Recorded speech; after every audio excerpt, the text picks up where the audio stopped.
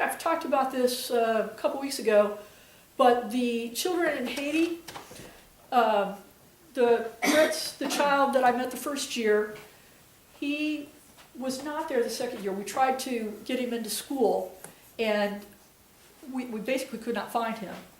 So that was actually the second year, I'm sorry, that we found him. And then this third year, I went down there and I was looking for him actually to get him into school.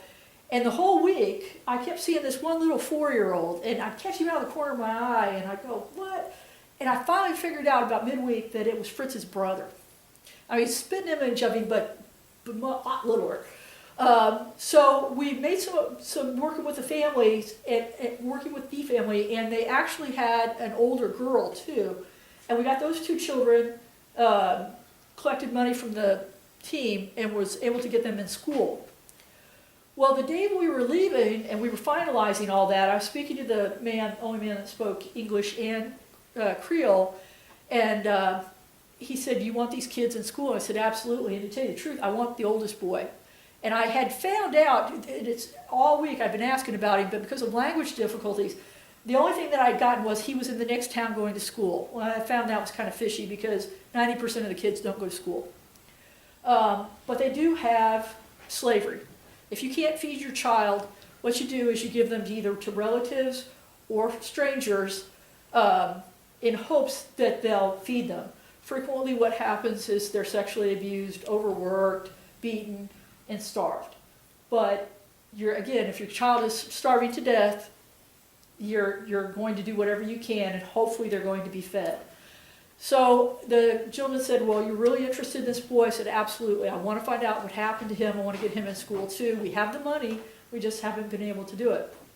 So he takes the 4-year-old, says, "Take me home." So he goes home and comes back and says, it's a very sad story. The father has recently died and left the mother a widow at 32. There are actually 4 children. One was a toddler. And yes, he is in the next town as a slave. So with all the money that we have collected, I think Delmont, I haven't been able to get the exact number for Brian, but we've collected about around $1,400. And I did get word while I was in California that all 3 children are in school. The 9 children that needed uniforms that were not going to school were provided the money for their uniforms. So that's Haiti. The second thing I'd like to mention is UMCOR. UMCOR, 100% of their funds throughout the year go to their mission projects. But the 1 grade hour sharing, which we're going to have a second collection next week, and Pastor Wendy will pass out these envelopes for the collection. This is their administrative costs. This is the only time that they ask for administrative costs. And you can imagine they have missionaries around the world.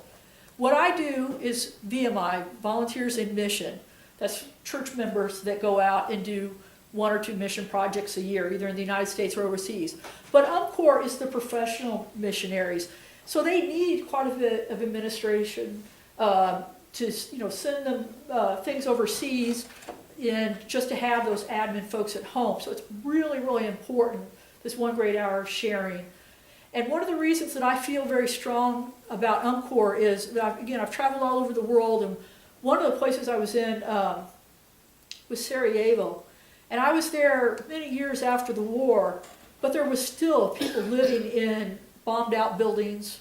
There were what they called Sarajevo roses, which were where the bombs had exploded and shrapnel had hit the street or the sidewalks, and it looked like a little rose. There was just still so much destruction. And around the world, you see, as I've seen in Haiti and other places that I've been, the whole world descends on it when there's an actual disaster. But then as it starts getting, the fixing things are going on, another disaster happens. And so everybody runs off to the next disaster, and they really haven't fully recovered. UMCOR was there, especially in Sarajevo and in a couple other places that I've been to, many years after the disaster, and they were still there long after other groups had left. So I was very, very impressed with UMCOR, and it made me really proud to be part of the Methodist Church.